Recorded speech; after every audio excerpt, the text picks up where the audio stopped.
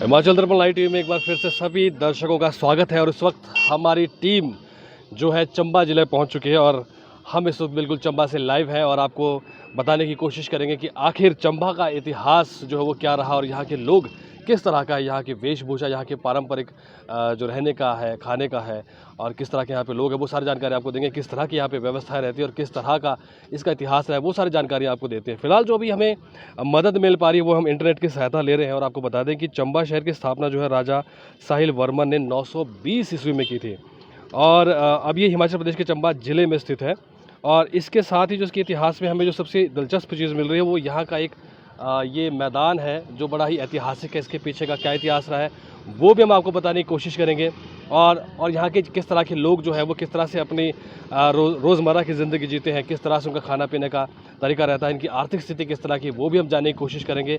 और यहाँ पे अगर कोई हमें पर्यटक मिलता है तो उसकी जानकारी भी हम लेने की कोशिश करेंगे। फिलहाल आपको बता दें कि चंबा जो है बेहद खूबसूरत जगह है। और एक गीत मुझे याद आ रहा था जिसपे कुछ उसके बोल इस तरह से कहते कि मायने मेरी ये शिमला दे रहे चंबा कितने की दूर हो। तो एक हम आपको बताना चाहेंगे कि ये जो गीत है वो बहुत सोच समझ के बनाया गया था, क्योंकि वाकई में कहने को तो ये सिर्फ 55-56 किलोमीटर की दूरी हमें जो कांगड़ा से मिली, पर हम आपको बता दें कि हमें इस दूरी को तय करने के लिए लगातार 8-9 घंटे का सफ़र लगा, क्योंकि ये पहाड़ी रास्ते हैं, बहुत तंग रास्ते हैं और मोड़ जो है वो बहुत ही गहरे मोड़ थे। पर दिलचस्प हमारी यात्रा रही। हम आपको जानकारी देंगे और आपको बताएंगे किस तरह से चंबा को जो है दोबारा बनाने की कोशिश की गई है। और आप हमारे पीछे देख सकते हैं यहाँ पर लिखा गया है आई लव चंबा। तो हम इस बिल्कुल चंबा से लाइव और आपको दिखाने की कोशिश करेंगे कि हिमाचल प्रदेश में जिस तरह से अभियान चला था कि जितनी भी सरकारी दीवारें हैं उनको उकेरा जाए, उनको सजाया जाए। तो आप हमारे पीछे देख सकते हैं कि चंबा का जो इतिहास है वो इन दीवारों पर उकेरा गया है। हम एक एक करके सारी दीवारों को देखते चलेंगे और जानने की कोशिश करेंगे कि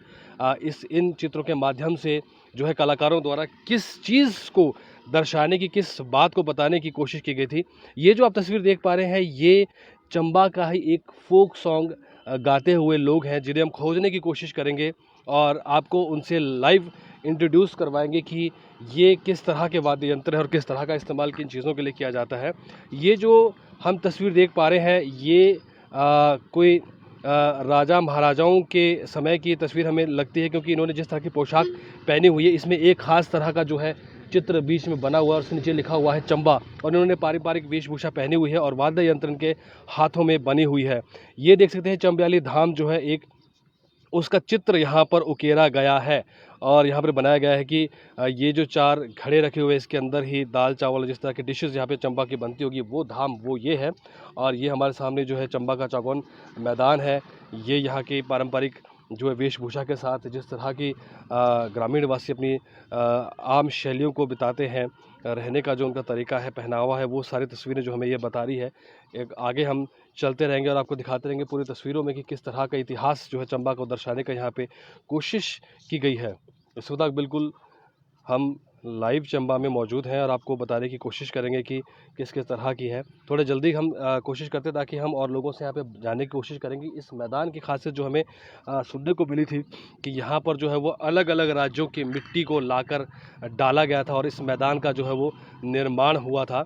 और क्या वो बात ये सच है, क्यों ये मैदान जो है इतना ख़ास रहा है, क्या इसके पीछे का इतिहास रहा है, वो भी हम आपको बताएंगे। कि ये एक चित्र है जहाँ पे हमें समझ में आ रहा है कि 26 जनवरी की परेड में दिल्ली में हिमाचल प्रदेश को चंबा की वेशभूषा और यहाँ के पारंपरिक तरीक़ों से रिप्रेजेंट जो है वो किया गया था।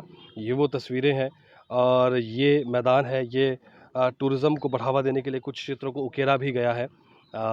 ये दीवारों पर आप देख सकते हैं किस तरह की तस्वीरें हैं। और आपको बता दें कि ये न केवल चंबा की दीवारों पर इस इतिहास को उकेरा गया बल्कि हिमाचल प्रदेश की जितनी भी हमारे पास हिमाचल प्रदेश में जितनी भी जगहें हैं जो सरकारी दीवारें थी उन पर इन तस्वीरों को उभारा गया था ताकि ये पर्यटन की दृष्टि से भी अच्छी हमें लगें दीवारें और साथ साथ जो है ये जो दीवारें हैं ये खूबसूरत भी लगे आने जाने वाले जितने भी पर्यटक हैं उनको सारी जानकारियाँ इन चित्रों के माध्यम से मिलनी शुरू हो सके।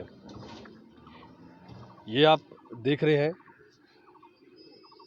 कि ये हाथ का जो है काम करती हुई एक महिला है और जिस तरह की हमने जो जानकारी जुटाई थी उसमें ये बातें भी थी कि चंबा में जो है वो हाथों का काम जो है वो बहुत ज़्यादा किया जाता है यहाँ पर। क्योंकि चंबा की जो कला है वो शिल्प कला जो है वो काफ़ी प्रसिद्ध भी है, क्योंकि इसमें जो है विशेष रूप से इसकी जो पहाड़ियों के चित्र है, इसमें हस्तशिल्प और वस्त्र यानी कि हाथों के द्वारा किए जाने वाला काम, और यहाँ पर जो कपड़े जो बनाए जाते हैं वो बहुत ही ज़्यादा जो है वो फेमस है।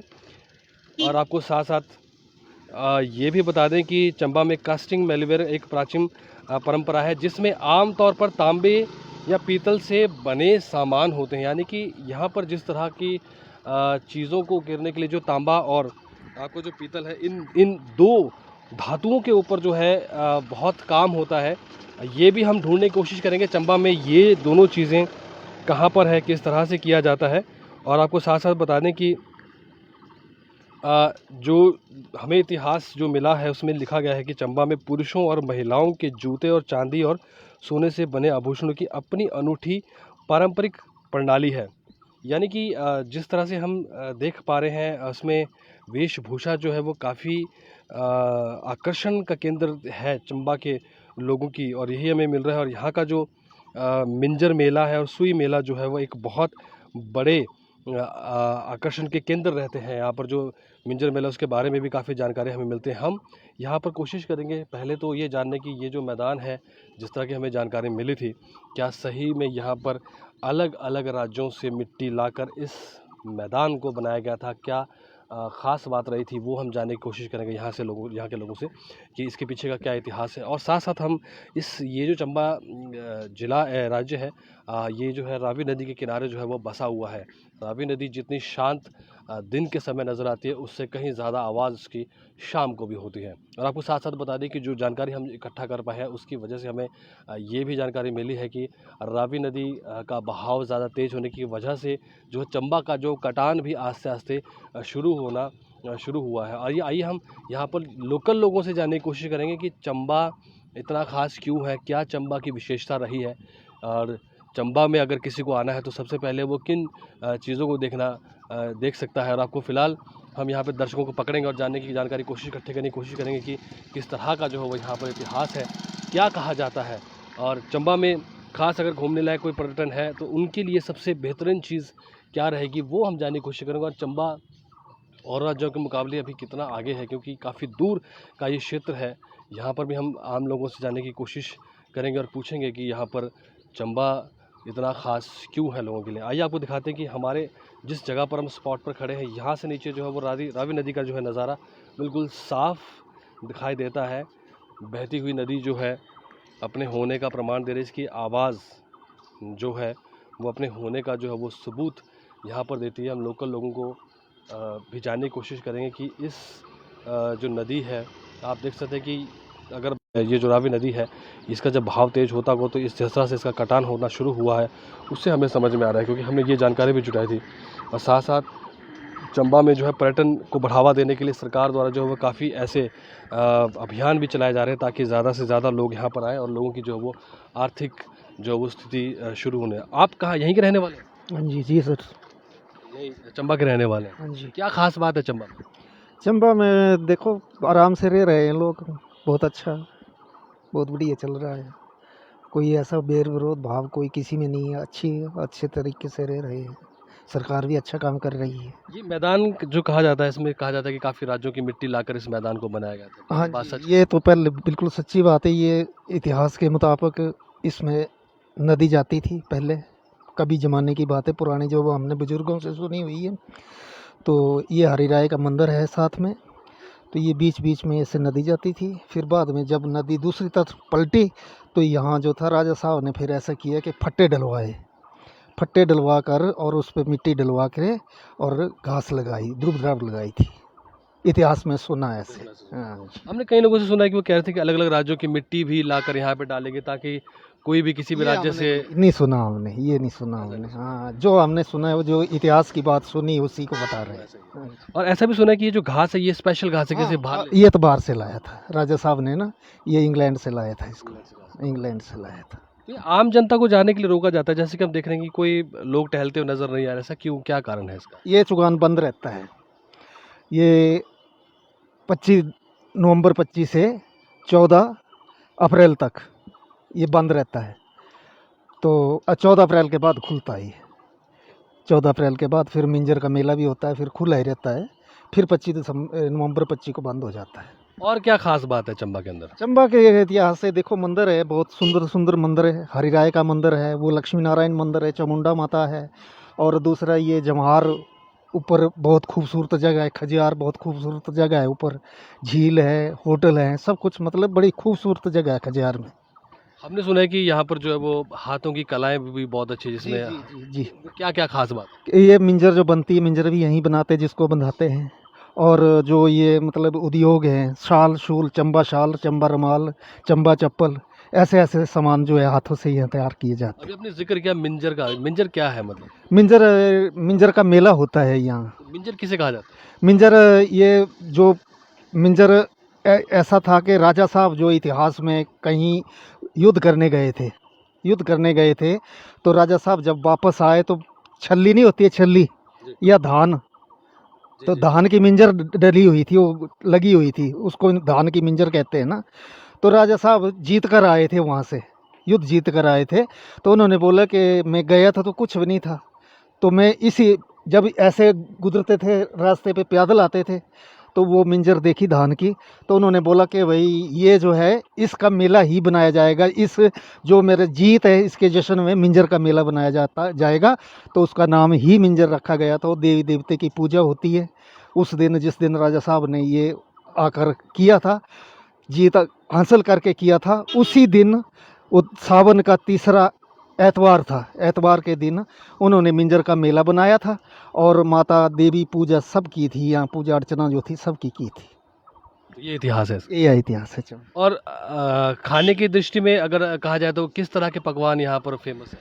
ये मदरा जी, राजमा का मदरा है, चुमियाली धाम कहते हैं उसको, कड़ी है, मक्की की रोटी है, ऐसी ऐसी चीज़ें जो फेमस चीज़ें ही हैं। फेमस चीज़ है।